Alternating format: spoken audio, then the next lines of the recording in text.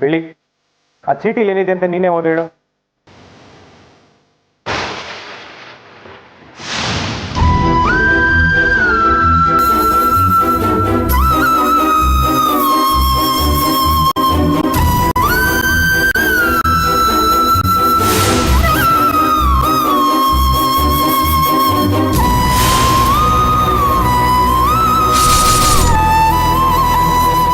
ಬೆಳ್ಳಿ, ಯಾಕಮ್ಮ ಸುಮ್ಮನೆ ಆಗ್ಬಿಟ್ಟೆ? ಚೀಟಿಲಿ ಏನ್ ಬರ್ದಿದೆ ಅಂತ ನೀನೇ ಓದಿ ಹೇಳು.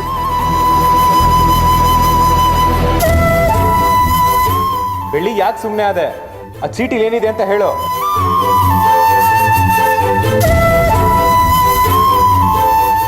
ಬೆಳ್ಳಿ, ನಿನಗೆ ಹೇಳ್ತಾ ಇರೋದು ಕೇಳಿಸ್ತಿದ್ಯಾ? ಮಾವ, ಈ ಚೀಟಿನ ನಾನು ಬರ್ದಿಲ್ಲ.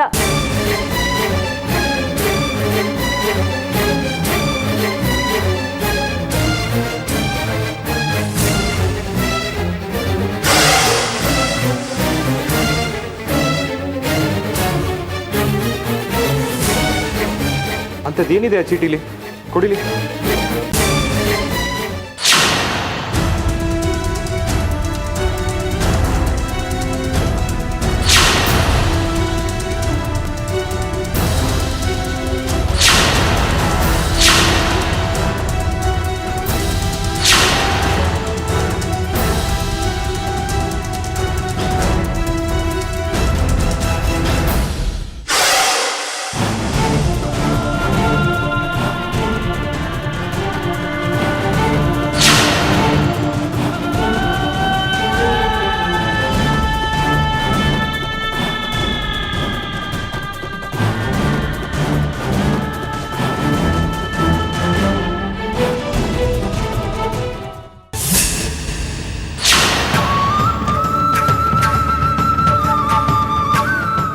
ನೋಡಿ ಮಾವ, ಯಾವ ವಿಷಯ ಅವಳಿಗೆ ಅರ್ಥ ಆಗೋವಾಗ ನಾವು ಹೇಳಿದೀವೋ ಅದೇ ವಿಷಯನ ಮನಸ್ಸಲ್ಲಿ ಇಟ್ಕೊಂಡು ಹೇಗೆಲ್ಲ ಬೇಡ್ಕೋತಿದ್ದಾಳೆ ಅಂತ.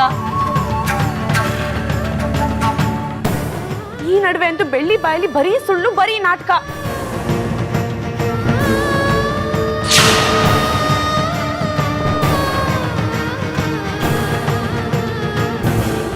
ಬೆಳ್ಳಿ, ನಿನಗೆ ಹೇಳಿದ್ರೆ ಅರ್ಥ ಆಗಲ್ವಾ?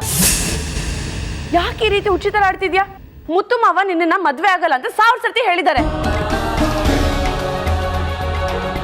ಆದ್ರೂ ಇಷ್ಟೆಲ್ಲ ನಾಟಕ ಮಾಡಿ ನಮ್ಮನ್ನ ಯಾಕೆ ಸಾಯಿಸ್ತಿದ್ಯಾ?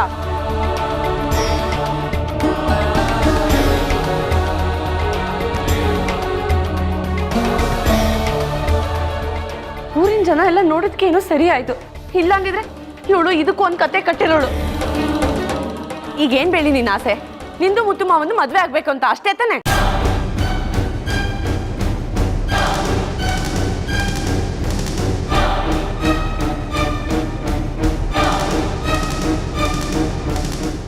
ಅರ್ಚಕ್ರೆ, ದೇವಿ ಕೊರಳಲ್ಲಿರೋ ತಾಳಿನ ತಗೊಂಡ್ ಬನ್ನಿ.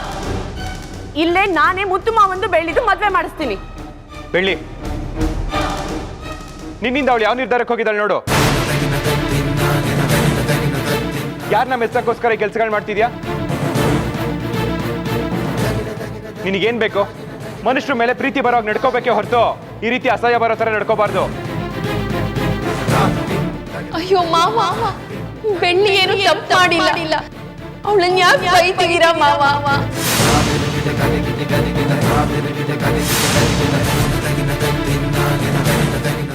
ಬೈಬೇಡಿ, ಅವಳೇನು ತಪ್ಪು ಮಾಡಿಲ್ಲ. ಮುತ್ತು ಅವರೇ, ಬೇರೆಯವ್ರಿಗೆ ಸ್ವಲ್ಪ ತೊಂದರೆ ಆಗುತ್ತೆ, ನಿಧಾನಕ್ಕೆ ಮಾತಾಡಿ.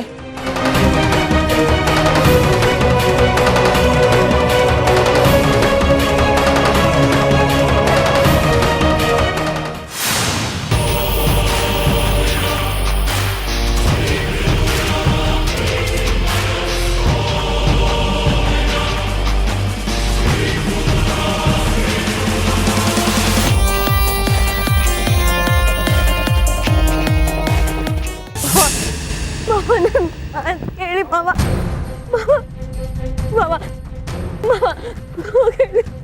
ಮಾವ, ಮಾವ, ನಾನೇನು ಮಾಡಿಲ್ಲ ಮಾವ. ನಾನೇನು ಮಾಡಿಲ್ಲ ಅಂತ ಮಾತ್ರ ಹೇಳ್ಬೇಡ. ಈ ರೀತಿ ಬೇಡ್ಕೊಳ್ಳಕ್ಕೆ ನಿನ್ ಬಿಟ್ರೆ ಬೇರೆ ಯಾರ ಕೈಯಿಂದನೂ ಸಾಧ್ಯ ಇಲ್ಲ.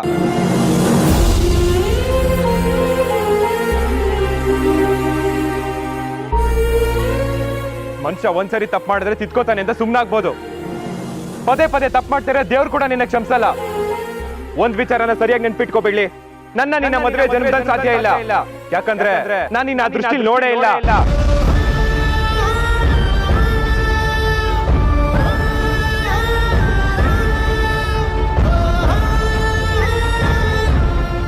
ನಾನು ಮಾಯಿನ ಮದುವೆ ಆಗ್ತಿದ್ದೀನಿ ಅಂತ ಅವಳ ಮೇಲೆ ಯಾಕೆ ಇಷ್ಟೊಂದು ಹಾಗೆ ಸಾಧಿಸ್ತಿದ್ಯಾ? ಇದರಿಂದ ನಿನ್ಗೇನ್ ಸಿಗುತ್ತೆ ಅಂತ. ಒಬ್ರನ್ನ ಗೌರವದಿಂದ ನೋಡೋದ್ ಕಲಿ, ಪ್ರೀತಿ ವಿಶ್ವಾಸದಿಂದ ಮಾತಾಡ್ಸೋದನ್ನ ಕಲಿ. ಆಗ್ಲಾದ್ರೂ ಇದರಿಂದ ದೂರ ಇರ್ತೀಯ. ನಮ್ಮನೆ ಹುಡುಗಿ ಅಂತ ನಿನ್ನ ಇಷ್ಟ ದಿನ ಕ್ಷಮಿಸ್ದೆ, ಆದ್ರೆ ಯಾರಿಗೂ ತೊಂದರೆ ಕೊಡದೆ ಇರೋ ನಮ್ಮಮ್ಮನ ಮೇಲೆ ಆರೋಪ ಹೊರಿಸ್ದೆ ನೋಡು, ಅದು ನನ್ನಿಂದ ಸಹಿಸಕ್ಕಾಗ್ಲಿಲ್ಲ. ಅವ್ರು ಈ ಊರಿಗೆ ಬಂದು ಇನ್ನ 4 ದಿನ ಕೂಡ ಆಗಿಲ್ಲ, ಆಗ್ಲೇ ಹೋಗ್ಲಿ ಬಿಡಮ್ಮ, ಈಗಾಗ್ಲೇ ತುಂಬಾ ಹತ್ತಿದಾಳೆ ಬೆಳ್ಳಿ, ಕ್ಷಮಿಸ್ಬಿಡಮ್ಮ. ಕಣ್ಣೀರಿಗೆ ಬೆಲೆ ಇದೆ ಅಂತ ಎಲ್ಲ ಟೈಮಲ್ಲೂ ನಂಬೋದು ತಪ್ಪು. ಇವತ್ತು ನಮ್ಮ ತಾಯಿಗೆ ಅವಮಾನ ಮಾಡಿದ್ದಾರೆ, ನಾಳೆ ನಮ್ಮ ಮೇಲೆ ಪಿತೂರಿ ಮಾಡಿ ಮನೆ ಬಿಟ್ಟು ಓಡಿಸಲ್ಲ ಅಂತ ಏನ್ ಗ್ಯಾರಂಟಿ? ಬೆಳ್ಳಿ ತಪ್ಪು ಮಾಡಿದ್ರೆ ಅದು ಸರಿ ಅಲ್ವಾ?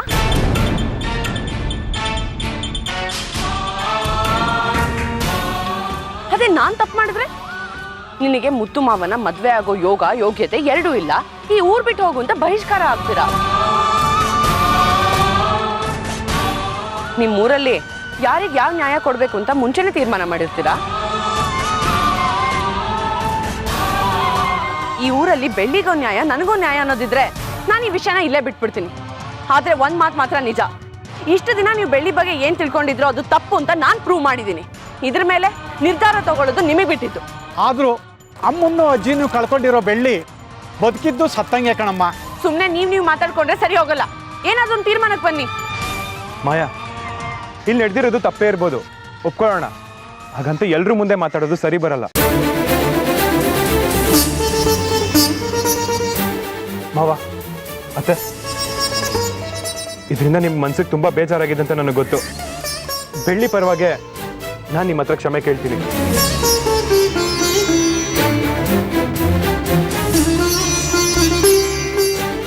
ಬೆಳ್ಳಿ, ಮೊದಲು ಅಳೋದು ನಿಲ್ಸು.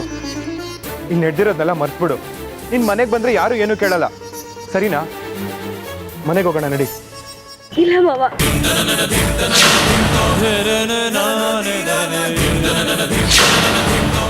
ನಾನು ತಪ್ಪು ಮಾಡಿದ್ದೀನಿ ಅಂತ ನೀವೇ ನಂಬಿದ್ಮೇಲೆ ನಾನು ಮನೆಗೆ ಬಂದು ಏನ್ ಮಾಡ್ಲಿ?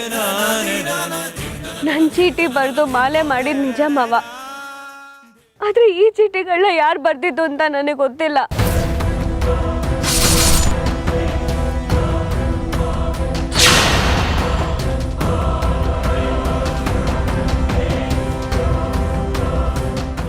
ನಿಮ್ಗಾಗ್ಲಿ ಮಾಯಕ್ಕಂಗಾಗ್ಲಿ ಕೆಟ್ಟದ್ ಮಾಡ್ಬೇಕು ಅನ್ನೋ ಯಾವ ಉದ್ದೇಶನೂ ನನಗಿಲ್ಲ ಮಾವ.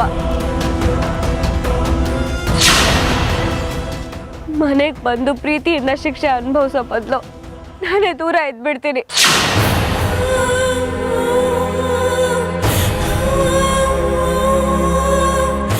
ಇದೇ ದೇವಸ್ಥಾನದಲ್ಲಿ ಆ ತಾಯಿ ನನ್ನ ತಪ್ಪು ಮಾಡಿಲ್ಲ ಅಂತ ನಿರೂಪಿಸೋವರೆಗೂ ನಾನು ಆ ಮನೆಗೆ ಬರಲ್ಲ ಮಾವ. ಬೆಳ್ಳಿ, ಇಲ್ಲ ಮಾವ, ನನ್ನ ಜೀವನದಲ್ಲಿ ನನ್ನ ಇಷ್ಟಕ್ಕೋಸ್ಕರ ಅಂತ ಯಾರಿಗೂ ನೋವಿಸಿಲ್ಲ, ಯಾರಿಗೂ ತೊಂದರೆ ಕೊಟ್ಟಿಲ್ಲ.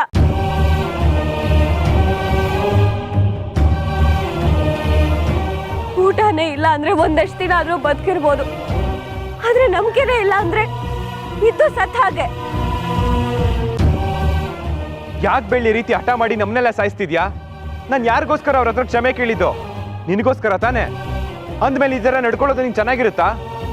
ಹಾಗಲ್ಲ ಮಾವ, ಆ ತಾಯಿನ ನಿರೂಪಿಸೋವರೆಗೂ ನಾನು ಇಲ್ಲೇ ಮಣ್ಣಲ್ಲಿ ಮಣ್ಣಾದ್ರೂ ಪರವಾಗಿಲ್ಲ. ನಾನು ತಪ್ಪು ಮಾಡಿಲ್ಲ ಅಂತ ಎಲ್ರಿಗೂ ಗೊತ್ತಾಗ್ಬೇಕು. ಅಲ್ಲಿ ತನಕ ನಾನು ಮನೆಗೆ ಬರಲ್ಲ. ದಯವಿಟ್ಟು ನನಗೆ ಬಲವಂತ ಮಾಡಬೇಡಿ. ನಿನಗೆ ಒಂದ್ಸರಿ ಹೇಳಿದ್ರೆ ಅರ್ಥ ಆಗಲ್ವಾ ಬೆಳ್ಳಿ? ನೋಡು, ಮೊದಲು ಮನೆಗೆ ಹೋಗೋಣ, ನಿಧಾನವಾಗಿ ಮನೇಲಿ ಕುತ್ಕೊಂಡು ಮಾತಾಡೋಣ. ನಡಿ. ಈಗೇನು ನಿನ್ ಕೈ ಮುಗ್ದು ಕಾಲಿಗೆ ಬೀಳ್ಬೇಕಾ? ಕಾಲಿಗೆ ಬೀಳ್ತೀನಿ ಅಂದ್ರೂ ನಿನ್ ಮನಸ್ಸು ಕರೆಕ್ಟಿಲ್ಲ ಅಂದ್ರೆ ನಿನ್ನ ಹತ್ರ ಮಾತಾಡಿ ಪ್ರಯೋಜನ ಇಲ್ಲ. ನಿನ್ಗೆ ಹೇಗೆ ಇಷ್ಟ ಬರುತ್ತೋ ಹಾಗೆ ನಡ್ಕೋ. ಮಾವ, ಒಂದ್ ನಿಮಿಷ ಮಾವ, ಅವಳೇನೋ ಗೊತ್ತಿಲ್ಲದೆ ಹಠ ಹಿಡಿತದಾಳೆ ಅಂತ ನೀವು ಅವಳನ್ನ ಇಲ್ಲೇ ಬಿಟ್ಟು ಹೋದ್ರೆ ಅದು ಸರಿ ಬರಲ್ಲ ಮಾವ. ಅವಳು ನನ್ನ ಮಾತು ಕೇಳ್ತಿಲ್ವಲ್ಲ ಮಾಯಾ? ಅವಳು ನಿಮ್ಮ ಮಾತು ಮಾತ್ರ ಕೇಳೋದು ಮಾವ. ಅವ್ರ ತಾಯಿಗಿಂತ ಜಾಸ್ತಿ ನಿಮ್ಮ ಮೇಲೆ ಬೆಲೆ ಗೌರವ ಇಟ್ಕೊಂಡಿದ್ದಾಳೆ. ನೋಡಿ ಮಾವ, ನೀವೀಗ ಅವಳನ್ನ ಇಲ್ಲೇ ಬಿಟ್ಟು ಹೋದ್ರೆ ಊರಲ್ಲಿ 10 ಜನ 10 ಥರ ಮಾತಾಡ್ತಾರೆ. ನಿಮ್ಮ ಹೆಸರು ಹಾಳಾಗೋದು ನನ್ನ ಇಷ್ಟ ಇಲ್ಲ ಮಾವ. ಅದೇ ನನ್ನ ಉದ್ದೇಶ. ಬನ್ನಿ ಮಾವ, ಅವಳನ್ನ ಸಮಾಧಾನ ಮಾಡಿ ಮನೆ ಕರ್ಕೊಂಡು ಹೋಗೋಣ.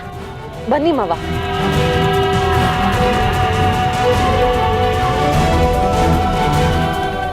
ಬೆಳ್ಳಿ, ನನಗಾಗ್ಲಿ ಮಾಯಿಂಗಾಗ್ಲಿ ನಿನ್ನ ಬಿಟ್ಟು ಹೋಗಕ್ ಮನ್ಸಾಗ್ತಿಲ್ಲ. ನಿನ್ ಮೇಲಿನ ಕೋಪಕ್ಕಿಂತ ಪ್ರೀತಿನೇ ಜಾಸ್ತಿ ಇರೋದು, ಅದ್ ನಿನಗೂ ಗೊತ್ತಲ್ವಾ?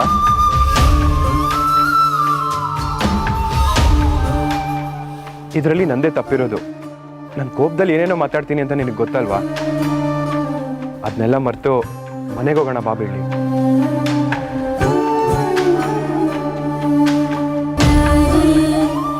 ಈ ಮುತ್ತು ಮಾವನ ಮಾತಿಗೆ ಬೆಲೆ ಇಲ್ವಾ ಬೆಳ್ಳಿ?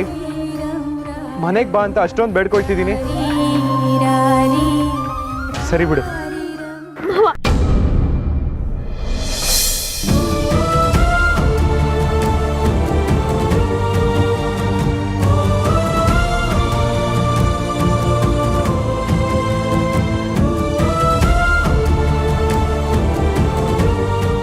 ಅಳ್ಬೇಡ, ನಡಿ ಮನೆಗೆ ಹೋಗೋಣ.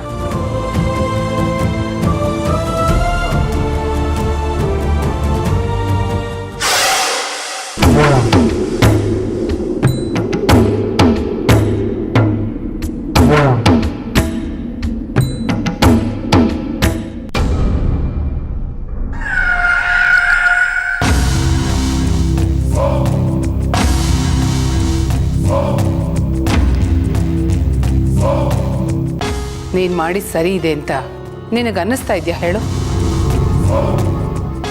ಎಲ್ಲ ನೀನೇ ನೋಡಿ ಈಗ ಸರಿಯಾಗಿದೆಯಾ ಅಂದರೆ ಅದೇ ನನಗೆ ಅರ್ಥ ಆಗ್ತಿಲ್ಲ.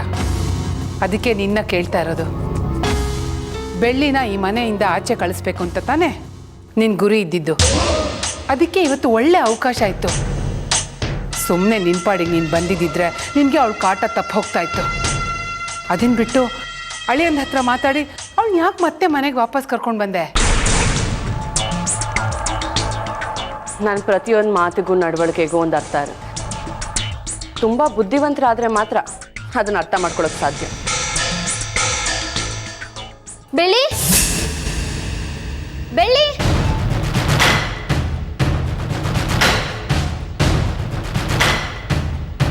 ಬೆಳ್ಳಿ, ಅಲ್ಲಿ ನೋಡಿ. ಅವಳಿಗೂ ಇದಕ್ಕೂ ಏನು ಸಂಬಂಧ ಮಾಯಾ? ನಿಮ್ಮೆಲ್ಲ ಪ್ರಶ್ನೆಗೂ ನನ್ನ ಹತ್ರ ಉತ್ತರ ಇದೆ. ನೀವೇ ಕಣ್ಣಾರೆ ನೋಡಿ. ಬನ್ನಿ. ಬೆಳ್ಳಿ, ಬೆಳ್ಳಿ,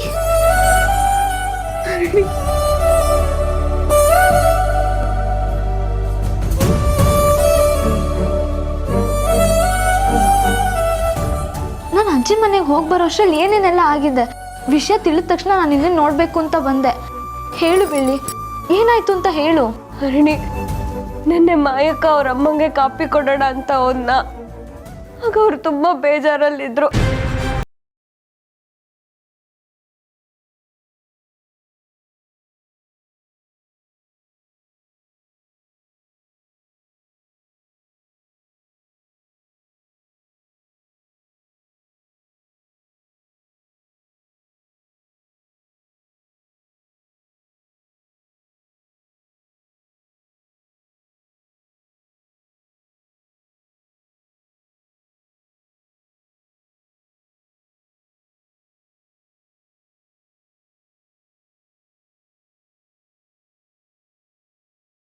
ಅಷ್ಟನ್ನು ಎದುರಿಸೋದೆ ನಿಂಗೆ ಜೀವನ ಆಗೋಯ್ತಲ್ಲ ಬೆಳ್ಳಿ. ಮಾಯಕ್ಕನಮ್ಮ ಈ ತರ ಬದಲಾಗ್ತಾರೆ ಅಂತ ಗೊತ್ತಿರ್ಲಿಲ್ಲ ಹರಿಣಿ. ನಾನು ಏನಂತ ತಪ್ಪು ಮಾಡಿದ್ದೀನಿ? ಎಲ್ಲರೂ ಯಾಕೆ ನನಗೆ ಕಷ್ಟ ಕೊಡ್ಬೇಕು ಅಂತ ನೋಡ್ತಾರೆ. ಒಬ್ರು ಚೆನ್ನಾಗಿರ್ಲಿ, ಅವ್ರಿಗೆ ಒಳ್ಳೇದಾಗ್ಲಿ ಅಂತ ಸಹಾಯ ಮಾಡಬಾರ್ದ? ಎಲ್ರೂ ನಗ್ನಗ್ತಾ ಕೂಡ ಮಾತಾಡ್ಸ್ಬಾರ್ದ? ಎಲ್ರಿಗೂ ನಿಂತರ ಒಳ್ಳೆ ಮನ್ಸಿರಲ್ಲ ಬೆಳ್ಳಿ. ಈ ಭೂಮಿ ಮೇಲೆ ಒಬ್ರು ಇನ್ನೊಬ್ರಿಗೆ ಸಹಾಯ ಮಾಡ್ಕೊಂಡು ಬದುಕಬೇಕು. ಆದ್ರೆ ಮನುಷ್ಯರು ತನ್ನ ದುರಾಸೆಗಳಿಗೋಸ್ಕರ ಒಬ್ರನ್ನ ನೋಡಿ ಇನ್ನೊಬ್ರ ಮೇಲೆ ಅಸೂಯೆ ಪಡ್ಕೋತಾರೆ. ನೀನು ಎಲ್ರೂ ತುಂಬ ಬೇಗ ನಂಬಿಡ್ತೀಯ ಬೆಳ್ಳಿ. ಯಾರು ನಮ್ಮವ್ರಲ್ಲ. ಮಾಯಕ ನಮ್ಮನೆಗೆ ಬಂದಿದ್ದಾರೆ ಅಂದಮೇಲೆ ಅವರು ನಮ್ಮನೆಯವರೇ ಅಲ್ವಾ? ಅದೇಗೊಬ್ರು ಕಷ್ಟನ ನೋಡ್ಕೊಂಡು ಸುಮ್ಮನೆ ಇರೋಕ್ಕಾಗತ್ತೆ ಹರಣಿ? ಬೆಳ್ಳಿಗಿರೋದೆಲ್ಲ ಹಾಲಲ್ಲ, ಹಾಗೆ ನೋಡ್ದವ್ರೆಲ್ಲ ಒಳ್ಳೆಯವ್ರಾಗಲ್ಲ ಬೆಳ್ಳಿ. ಮನುಷ್ಯನ ನಂಬಿ ಮೋಸ ಹೋದೆ ನಿಜ, ಆದ್ರೆ ಕೊನೆಗೆ ಆ ದೇವ್ರು ನನಗೆ ಮೋಸ ಮಾಡ್ಬಿಟ್ಟ. ದೇವಸ್ಥಾನದಲ್ಲಿ ಎಲ್ರ ಮುಂದೆ ನನಗೆ ಅವಮಾನ ಮಾಡಿದ್ರು. ಬರೀ ಈ ಮನೆ ಅಲ್ಲ, ಈ ಊರೇ ಬಿಟ್ಟು ಹೋಗು ಅನ್ನೋ ತರ ಮಾತಾಡಿದ್ರು. ನಾನಂತ ದೊಡ್ಡ ಅಪರಾಧ ಏನ್ ಮಾಡಿದೀನಿ? ಅವ್ರ ಕಷ್ಟಕ್ಕೆ ಸ್ಪಂದಿಸಿದ್ನಲ್ಲ, ಅದ್ ತಪ್ಪಾಯ್ತಾ? ಇಲ್ಲ ನಾನು ಈ ಭೂಮಿ ಮೇಲೆ ಬದುಕಿರೋದೇ ತಪ್ಪ? ಬೆಳ್ಳಿ, ಯಾಕಾಗೆಲ್ಲ ಮಾತಾಡ್ತೀಯ ನೀನು? ಇಲ್ಲ ಹರಣಿ, ಎಲ್ಲ ಬದುಕಿದಾಗ್ಲೇ ಕಷ್ಟ ಕೊಡೋದು. ಒಂದೇ ಸರಿ ಕಣ್ ಮುಚ್ಕೊಂಡ್ ಬಿಟ್ರೆ ಆಗ ಯಾವ ನೋವು ಇರಲ್ಲ. ಒಂದೊಂದ್ಸರಿ ಅಮ್ಮ ಅಜ್ಜಿ ಇರೋ ಜಾಗಕ್ಕೆ ಹೊರಟೋಗ್ಬಿಡೋಣ ಅನ್ಸುತ್ತೆ.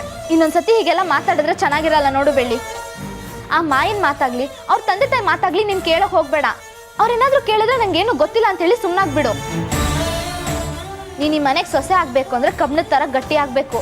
ಅವರೆಲ್ಲ ನಿನ್ನ ಪರೀಕ್ಷೆ ಮಾಡಕ್ಕಂತಾನೆ ಬರ್ತಿದಾರಲ್ವಾ, ಬರ್ಲಿ ಬಿಡು.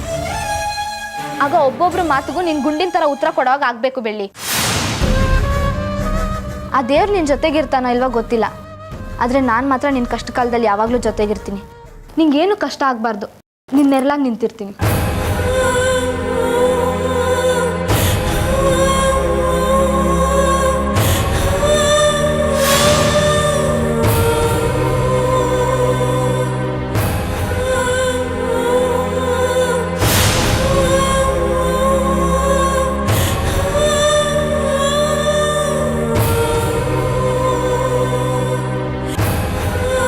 ನೆರಳಾಗಿರ್ತೀಯ. ಬೆಳಕು ಕೊಡೋ ಸೂರ್ಯನೇ ಮೋಡದಲ್ಲಿ ಮರೆ ಮಾಡಿದ್ರೆ ಬೆಳಕೆಲ್ಲಿ ಉಳಿಯುತ್ತೆ, ನೆರಳೆಲ್ಲಿಂದ ಬರುತ್ತೆ? ಪೋರ್ ಹರಿಣಿ, ನಾನು ನಡ್ಕೊಳ್ಳೋ ರೀತಿ ನೋಡಿ ಒಂದಲ್ಲ ಒಂದಿನ ನೀನು ನನ್ನ ಫ್ಯಾನ್ ಆಗ್ತೀಯ ಬಿಡು. ನಂಗೊಂದು ಅರ್ಥ ಆಗ್ತಿಲ್ಲ ಕಣೆ. ಈ ಭೂಮಿ ಮೇಲೆ ಪ್ರತಿಯೊಬ್ಬರಿಗೂ ಇಷ್ಟಿಷ್ಟು ಬೆಲೆ ಗೌರವ ಅನ್ನೋದಿದ್ದೇ ಇರುತ್ತೆ. ನಾನು ಬೆಳ್ಳಿನ ಈ ಮನೆಗೆ ಕರ್ಕೊಂಡ್ಬಂದಿದ್ದ ಉದ್ದೇಶನೇ ಅದು. ಮೊದಲು ಈ ಮನೇಲಿ ನನಗಿರೋ ಬೆಲೆ ಜಾಸ್ತಿ ಆಗಬೇಕು. ನಾನು ಏನೇ ತಪ್ಪು ಮಾಡಿದ್ರು ಅದು ಸರಿನೇ ಅನ್ನೋ ಹಾಗೆ ಇವರೆಲ್ಲರ ಮೈಂಡ್ನ ರೆಡಿ ಮಾಡಬೇಕಿತ್ತು. ಈಗ ಅದೇ ಪ್ರೋಸೆಸ್ಸಲ್ಲಿ ಇದ್ದೀನಿ. ಒಂದು ವೇಳೆ ಬೆಳ್ಳಿನ ನಾನು ಅಲ್ಲೇ ಬಿಟ್ಟು ಬಂದಿದ್ರೆ ಹರಿಣಿ ಹೋಗಿ ಕರ್ಕೊಂಡು ಬಂದಿರೋಳು. ಇಷ್ಟೆಲ್ಲ ತಾನೇ ಮಾಡಿದ್ದು ಅಂತ ಮೆರಿತಿರೋಳು. ಈಗ ನಾನು ಹೋಗಿ ಬೆಳ್ಳಿನ ಕರ್ಕೊಂಡು ಬಂದಿದ್ದೀನಿ ಅಂದಮೇಲೆ ಇಷ್ಟೆಲ್ಲ ಕ್ರೆಡಿಟ್ ಯಾರಿಗೆ ಹೋಗುತ್ತೆ? ನಿನಗೆ. ಅದೇ ತಾನೇ ನಮಗೂ ಬೇಕಾಗಿರೋದು. ಮುತ್ತು ಮಾವಂಗೆ ಬೆಳ್ಳಿ ಕಂಡ್ರೆ ಸ್ವಲ್ಪ ಸ್ವಲ್ಪ ಅಸಹ್ಯ ಬರೋವಾಗ ಮಾಡಿ ಒಂದು ಒಳ್ಳೆ ಮುಹೂರ್ತ ಇಟ್ಟು ಅವಳನ್ನ ಮನೆಯಿಂದ ಓಡಿಸ್ಬೇಕು. ಅದೇ ನನ್ನ ಗುರಿ. ಕಳ್ಸೋದೇನೋ ಸರಿ ಮಾಯ, ಆದರೆ ಅವಳದೇನೋ ದೇವರು ದಿಂಡ್ರು ಶಾಪ ಅಂತೆಲ್ಲ ಮಾತಾಡ್ತಾ ಇದ್ದಾಳೆ. ಅದೇ ನನಗೆ ತುಂಬ ಹೆದರಿಕೆ ಆಗ್ತಾ ಇದೆ ಕಣೆ. ಅದೆಲ್ಲ ಸುಮ್ಮನೆ ಅವಳು ಸಮಾಧಾನಕ್ಕೆ ಹೇಳ್ಕೊಳ್ಳೋದಮ್ಮ. ಚಿಕ್ಕ ಮಕ್ಳಿಗೆ ಊಟ ಮಾಡಿಸ್ಬೇಕಾದ್ರೆ ಚಂದಮ್ಮ ಅಂತ ತೋರಿಸಲ್ವ, ಅದೇ ರೀತಿ ದೇವರು ಅಂತ ಸುಳ್ಳು ಹೇಳಿ ಅವಳನ್ನ ನಂಬಿಸ್ತಿದ್ದಾಳೆ ಅಷ್ಟೆ. ಕಷ್ಟ ಕೊಡಲೇಬೇಕು ಅಂದಿದ್ರೆ ನಾನು ಇಷ್ಟವರೆಗೂ ಇಷ್ಟು ಕೂಲಾಗಿರೋಕ್ಕಾಗ್ತಿತ್ತಾ? ಇವರಿಬ್ಬರ ಕೆಮಿಸ್ಟ್ರಿ ತುಂಬ ಚೆನ್ನಾಗಿದೆ.